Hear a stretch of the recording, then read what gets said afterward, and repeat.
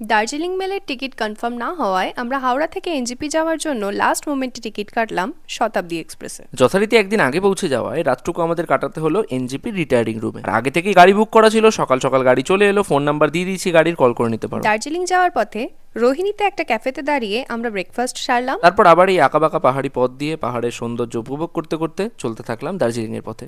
মোট সময় লাগলো আমাদের 4 ঘন্টা। আগে থেকেই আমাদের রুম বুক করা ছিল সুইট অ্যান্ড হ্যাপি জার্নি হোমস্টেতে। প্রথম দিনের লাঞ্চ আমরা সেখানেই সারলাম, আর এখানকার রুমগুলো তো তোমরা দেখতেই পেলে। খাবার দাবার বেশ ভালোই ছিল, তবে এই হোমস্টেটা ম্যাল থেকে বেশ খানিকটা দূরে, অনেকটা কষ্ট করেই যেতে হয়েছিল, কিন্তু শুধুমাত্র এই ভিউটার জন্যই এখানে রুম বুক করেছিলাম।